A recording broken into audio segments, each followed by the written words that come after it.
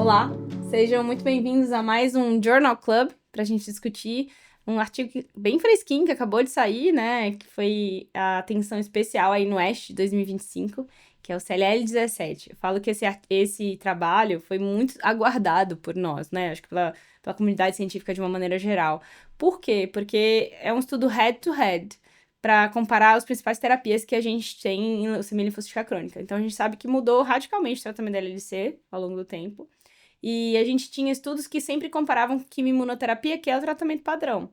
E aí a gente fazia comparações indiretas, que é justamente o que a gente fala, não Que deve não ser deve feito, fazer. mas todo mundo faz a tabelinha clássica, né? 500 análises Exato. mais.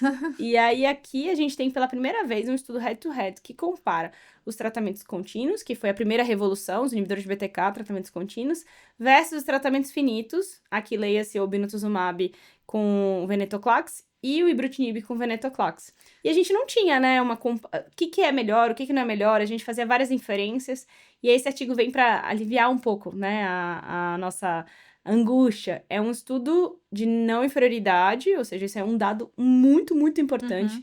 E metodologicamente, já que a gente está aqui no journal, falando tecnicamente, o estudo de não inferioridade não tem como objetivo dizer quem é superior ao quem, mas ele tem que dizer que essas terapias não são inferiores umas às outras.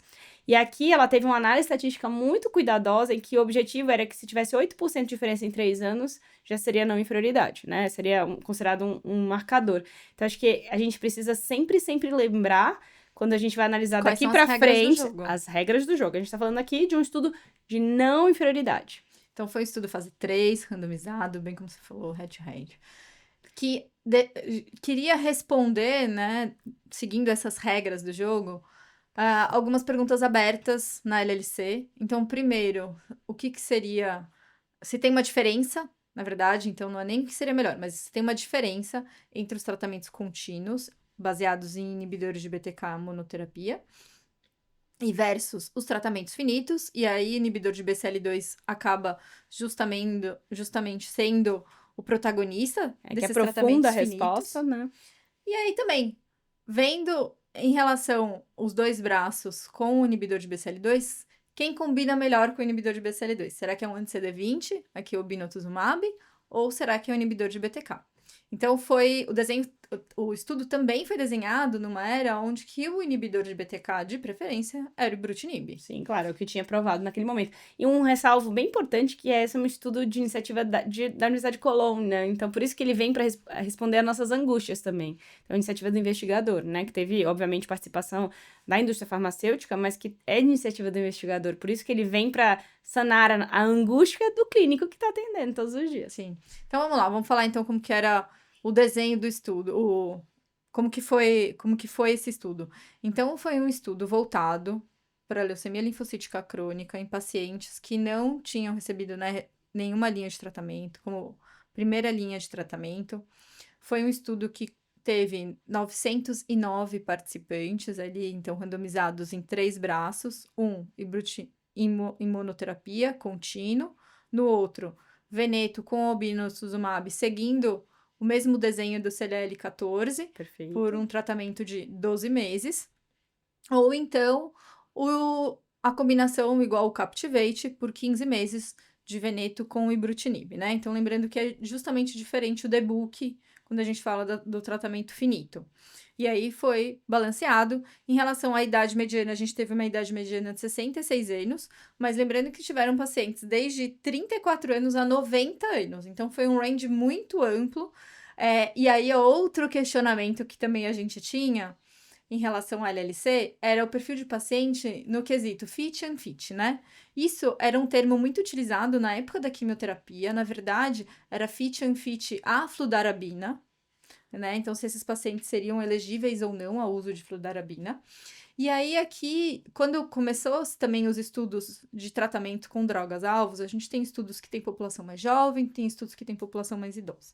E aí sempre ficava nessa. Inclusive, no guideline do ESMO do ano passado, eles ainda colocaram fit and fit, mas se a gente Uhum. observar nos quadradinhos, nas caixinhas, todas as opções que Eram factíveis, incluem, né, os tratamentos-alvo são factíveis. Então, nesse estudo também foi interessante que a gente teve uma população bem ampla, cobrindo o que antigamente a gente chamava de fit and fit. E um SEARS também, que eu acho que é um dado importante. SEARS é aquela análise geriátrica, né? Que tem como objetivo ver as policomorbidades aqui, um SEARS de 3, mas incluindo SEARS até muito mais elevados. A única limitação era o clearance de creatinina, que tinha que ser tinha que ser maior que 70. Né? Acho que era o maior limitante aí, principalmente por causa do venetoclax, enfim, lícito tumoral. Mas eu acho que essa é um dado importante, ou seja, tinham pacientes comórbidos também. E em relação ao perfil biológico da doença, incluiu-se pacientes com status mutacional mutado ou não mutado, pacientes com deleção 17p TP53. E aqui uma das críticas do estudo é que tem uma porcentagem inferior aos outros estudos de LLC que incluíram essa população, tinha 7%. Mas, por outro lado, eles tinham uma porcentagem maior de pacientes com cariótipo complexo, que é uma variável que tem entrado cada vez mais nos estudos e que também muitas vezes se iguala aos outros fatores de mau prognóstico. Sim. E aí, então, vamos falar dos resultados, né? Que eu acho que é o que a gente espera. O que tava todo mundo muito ansioso. E qual que era o endpoint, né? Sim, o Qual era o endpoint era na endpoint? inferioridade, né? Então, acho que essa aí, o outros era sobrevida livre de progressão e sobrevida global. Mas primeiro objetivo, não inferioridade. Então, acho que a primeira resposta que eu acho que a gente tem que dar, nenhum dos braços foi inferior ao outro, mas a gente vai agora um pouquinho mais a fundo aprofundar os dados. Mas em uma mediana de tempo aí de 34 meses, ou seja, 3 anos, a gente teve aí uma sobrevida livre de progressão para esses pacientes. Então, a gente vai falar dos 3 braços sempre na sequência aqui na mesma, para não ficar confuso. Tá. Vem Obino, vem Ibrut e Brutimono. Então, todas as vezes que a gente falar, a gente vai tentar falar nessa sequência. Então, a gente teve, em termos de sobrevida livre de progressão, 81% no Vem Obino, 79% no Vem Ibrutinib e 81% no Ibrutinib monoterapia. Ou seja, totalmente equivalentes, assim, sem diferença estatística em termos de sobrevida livre de progressão. Aí depois, outra variável seria as taxas de resposta, né? Tanto de overall response, quanto resposta completa, e mais profundo ainda, a DRM negativa, que também foi avaliada em sangue e medula. Então, em termos de overall response, a gente teve 84% no Vem Obino, a gente tem 88% no Vem Ibrutinib e 86% no Ibrutinib. Então, em termos de resposta, o que a gente espera da resposta ao tratamento? Excelente também nos 3 braços. E em relação à resposta completa, especificamente... Agora então, a gente começa a ver umas diferençazinhas, né? Obviamente. Quando a gente fala das combinações com veneto, a gente espera realmente que tenha uma resposta melhor, ainda mais DRM.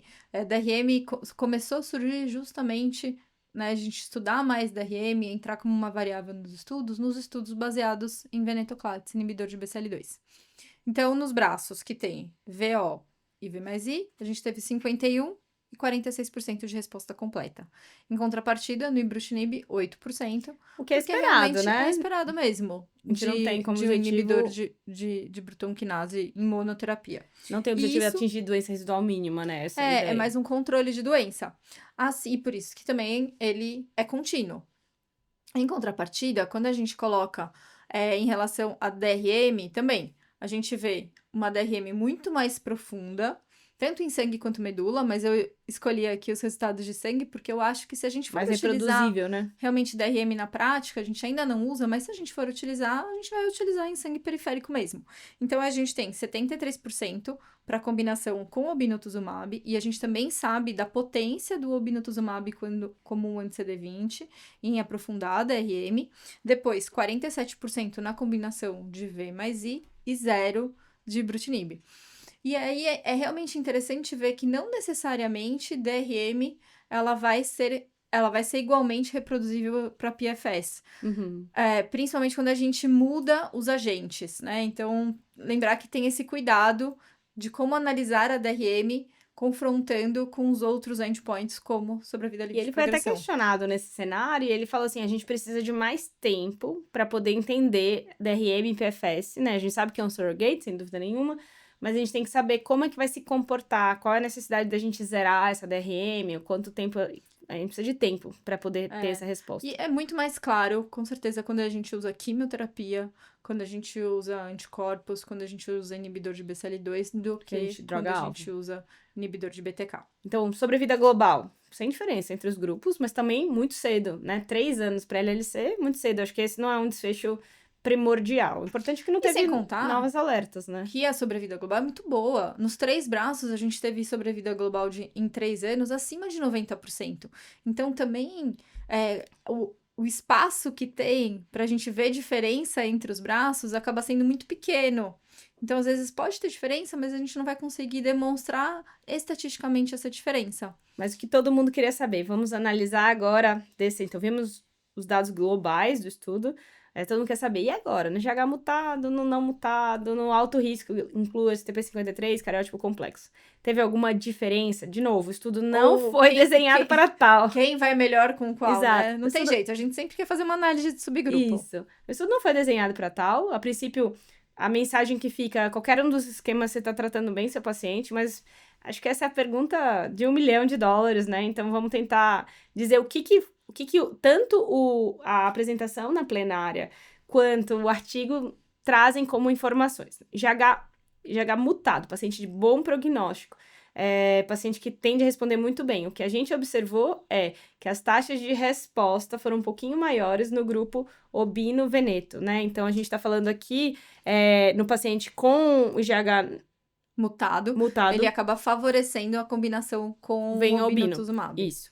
Em contrapartida, aqueles pacientes com cariótipo complexo ou com deleção 17p TP53 têm uma tendência, aquela palavra que a gente odeia usar em estatística, mas que acaba favorecendo as combinações com ibrutinib ou ibrutinib em monoterapia. Lembrando, de novo, que uma das críticas do estudo é que tinha uma incidência menor de pacientes com deleção 17p. A gente tá falando de 7%. Então, assim, qualquer subanálise é complicada, tinha um pouco mais de cariótipo complexo, mas era um pouco mais, assim, ainda são poucos pacientes, né? Então, mas a gente tá fazendo a resposta, inclusive, que vem analisando no artigo. E eu acho que outro dado importante é sobre os pacientes que não eram considerados não fits, né? Que a gente tinha, talvez esse paciente seja melhor em BTK mono, e aqui há uma sugestão de que os tratamentos finitos sejam até melhores. Por quê? Porque você tem a possibilidade de ter menos efeito colateral a longo prazo. Então, talvez seja melhor uma reconsideração, então, que é realmente seguro e você pode fazer. Lembrando que justamente eficácia e segurança, elas caminham juntos, né? Então, às vezes, você pode ter um agravamento ali na eficácia, uma piora da eficácia pela segurança. Ou porque o paciente não adere, ou porque ele tem efeito colateral e acaba saindo, porque teve que ajustar a dose, enfim. Então, em todos os estudos, a gente tem que confrontar esses dois dados, porque o perfil de segurança pode impactar negativamente na eficácia. E aí, em relação a perfil de segurança, eu acho que um ponto essencial sempre na LLC é a gente olhar para a infecção, lembrando que é uma doença imunoproliferativa, que os pacientes começam a LLC com hipogama, então com uma alteração do seu sistema imunológico. E sim, mesmo os pacientes sem tratamento, eles já têm mais infecção. Então, a gente deve agir em prevenção de infecção desde aquele paciente que ainda está em vigilância ativa. Então, aqui no estudo, eles reforçam de novo esse cuidado. Todos os braços tiveram uma alta taxa de infecção. Então, até 70% dos pacientes do estudo tiveram infecção. Então, assim, é realmente infecção, o calcanhar de Aquiles da LLC. Não tem dúvida nenhuma. Quando a gente, assim... Independente do que você tá usando. Exato. E aí, no estudo, de uma maneira geral, quais foram os principais calcanhares de Aquiles? Infecção, depois gastrointestinal e cardiovascular. Isso aqui tem muito a ver com a classe, né? Com os inibidores de BTK. Mas é interessante, quando a gente olha os braços em si, todos eles também tiveram alterações cardiovasculares, né? Sugerindo que a própria população é uma população mais idosa, mais suscetível a alterações com mais cardiovasculares. Morbidades. E também, obviamente, mais frequente no IBTK, não tenho dúvida. Mas, assim, todos eles tiveram algum grau de toxicidade cardiológica, né? E lembrando que, sim, em relação às morbidades, morbidade cardiovascular é sempre top 1 de todas as populações. Mas, enfim, ele reforça, assim, que a gente deve mitigar a questão da infecção, e aí tem várias formas da gente fazer isso. E em relação à cardiovascular, a gente já sabia desse dado, então a grande sacada de minimizar isso para os pacientes expostos a inibidores de BTK é reduzir o tempo de exposição. Sim. Então, você deixar de um tratamento que é contínuo para ser um tratamento finito e aí uma exposição de 15 meses, a gente reduz bruscamente o risco de alterações cardiovasculares. Outro calcanhar de Aquiles. Qual dos grupos teve mais infecção? Obino, venetoclax, por causa do índice 20 da potência. Mas lembrar que esse também foi um estudo que foi desenvolvido na época do Covid, então teve muitas mortes relacionadas ao Covid. Teve censura, inclusive, que era uma programação da FDA e, enfim, do EMA, mas o obino, sem dúvida nenhuma, foi um problema no Covid e continua sendo em relação às infecções virais, especificamente. Então... A gente já discutiu isso 500 vezes em relação à reconstituição imune, mas sim, o obino, então... E aqui assim, em relação ao obinutuzumab, não em relação ao LLC, em relação ao anti-CD20. A gente usa ele e a gente espera que vai ter uma reconstituição imune Mais em 6 lenta. meses a 1 ano. Então, Isso. ainda durante esse tempo, o paciente é mais imunossuprimido, ele não pode tomar vacina de vírus vivo, por exemplo, atenuado. Em contrapartida, o ibrutinib, ele é um imunossupressor também. Sim. A gente usa ibrutinib para a doença do enxerto, então ele também é um imunossupressor. Mas quando você para o uso, você também para a imunossupressão. Então, essa reconstituição imune tende a ser mais rápida no paciente com o uso de inibidor de BTK. Então, as perguntas que surgiram lá na plenária, que interrogaram o Oltmann, né, foi... mas você tá usando o inibidor de BTK de primeira geração. Ele explicou novamente que era na vigência que tinha sido desenhado o estudo, né, que tinha sido randomizado, mas também clareou, olha, a gente vai ter novas respostas quando tiver o MAGIC e também o Celestial, que já tem os novos inibidores, né, para tentar de segunda geração. Então, acho que ele traz, olha, eu tenho limitações, não tenho dúvida, porque isso tem tempo e precisa de tempo ser maturado. E a outra, mas o que você vai fazer quando tiver uma segunda linha? Como é que a gente vai tratar uma segunda linha? Então, sai até um guideline também na Blood. Ele falou vai ter um guideline na Blood sobre como é que eu trato o paciente na sequência, né? Então, acho que a gente vem aprendendo porque assim, é um dado recente que a gente começa a usar essa terapia na primeira linha, então a gente ainda tá maturando a segunda linha, como é que vai fazer, mas acho que as alternativas são inúmeras. E até lembrando, né, dos eventos de 2025, a gente realmente teve várias apresentações de retratamento, seja de retratamento com obino com veneto, seja de retratamento com I+V, do Captivate. Sim. Então, sim, o tratamento finito e depois um tempo livre de tratamento, ele acaba possibilitando você retratar, reexpor. Sim, sim. A gente ainda tem, óbvio, várias questões em relação a isso, mas parece que 3 anos é um corte, e talvez o POD 36 seja um corte fator aí pra LLC, né? ali também prognóstico para LLC, assim como o POD 24 era para as outras linfoproliferativas. E ele traz isso no artigo, inclusive, falando que os pacientes que progrediram, que foram muito poucos, né, eles foram tratados aí com a mesma sequência, ou inibidor de BTK de não covalente, ou os inibidores respondam ao inibidor para os pacientes infinitos, ou respondam ao tratamento com venetoclax, então, trazendo soluções aí para esse paciente. E também relembrando que, assim, de novo, nesse ano de 2025 a gente teve várias coisas de LLC, uma delas também foi, inclusive, a aprovação dos inibidores de BTK não covalentes. A gente tem os estudos de degradadores de BTK, a gente tem outros inibidores de BCL2 vindo, a gente também tem os bispecíficos com alguma ação ali também na LLC, com alguns estudos para LLC. Então, assim, realmente a gente tem muitas opções, além da possibilidade de retratar. Então, a LLC tá longe de ser uma necessidade não atendida. Tá muito bem atendida, muito bem servida, muito bem tratada, né? E por isso que a gente fica esmiuçando os pormenores da LLC.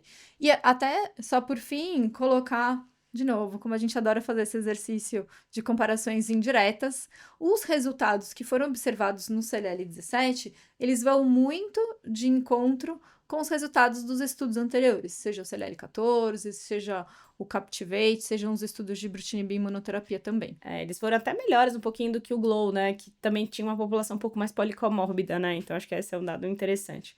Então, com isso a gente finaliza esse journal, convida vocês a deixarem dúvidas, sugestões, perguntas, opiniões, pontos de vista diferentes. E eu queria deixar uma mensagem final. Lembrar que o paciente, ele é muito complexo. Ele não é um único fator prognóstico. Então, mesmo quando a gente faz as análises de subgrupos, a gente deve lembrar que eles nunca vão ser só um fator. Muitas vezes eles estão em uma linha, eles estão na outra, eles têm 3 linhas, e aí você nunca sabe qual que vai pesar mais do que o outro. E que a grande arte nossa da medicina é justamente individualizar e personalizar. E ver não só as questões clínicas, biológicas, mas também as questões sociais, as questões individuais de cada paciente. Muito obrigada.